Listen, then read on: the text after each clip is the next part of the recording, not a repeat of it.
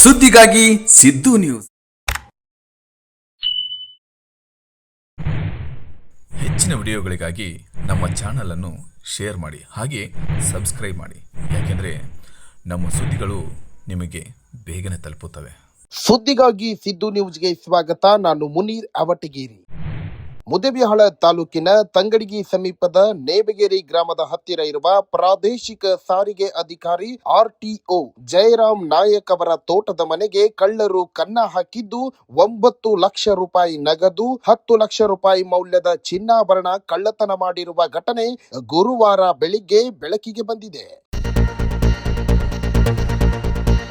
ಬುಧವಾರ ಮಧ್ಯರಾತ್ರಿಯೇ ಈ ಘಟನೆ ನಡೆದಿದೆ ಎಂದು ತೋಟದ ಮನೆಯ ಕೆಲಸಗಾರರು ಪೊಲೀಸರಿಗೆ ತಿಳಿಸಿದ್ದಾರೆ. ಜಯರಾಮ್ ಅವರು ಸದ್ಯ ಬಾಗಲಕೋಟೆ ಜಿಲ್ಲೆ ಜಮಖಂಡಿಯಲ್ಲಿ RTO ಆಗಿ ಸೇವೆಯನ್ನ ಸಲ್ಲಿಸಿದ್ದಾರೆ.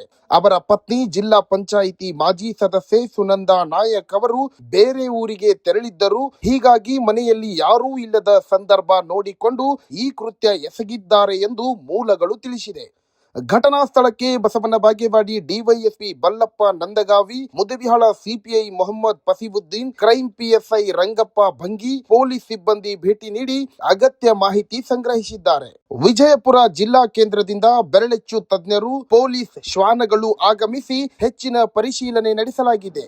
ಈ ಕುರಿತು ಮುದ್ದೇಬಿಹಾಳ ಠಾಣೆಯಲ್ಲಿ ಪ್ರಕರಣ ದಾಖಲಾಗಿದೆ. ನಿರಂತರವಾಗಿ ವೀಕ್ಷಿಸಿ. ಇದು ಸುದ್ದಿಗಾಗಿ ಸಿದ್ದು ನ್ಯೂಸ್, ಸತ್ಯದ ಪರ ನಮ್ಮ ಧ್ವನಿ.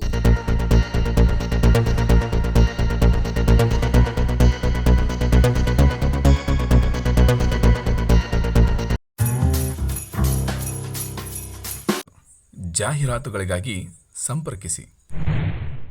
ಹೆಚ್ಚಿನ ವಿಡಿಯೋಗಳಿಗಾಗಿ ನಮ್ಮ ಚಾನಲ್ ಅನ್ನು ಶೇರ್ ಮಾಡಿ, ಹಾಗೆ ಸಬ್ಸ್ಕ್ರೈಬ್ ಮಾಡಿ. ಯಾಕೆಂದರೆ ನಮ್ಮ ಸುದ್ದಿಗಳು ನಿಮಗೆ ಬೇಗನೆ ತಲುಪುತ್ತವೆ.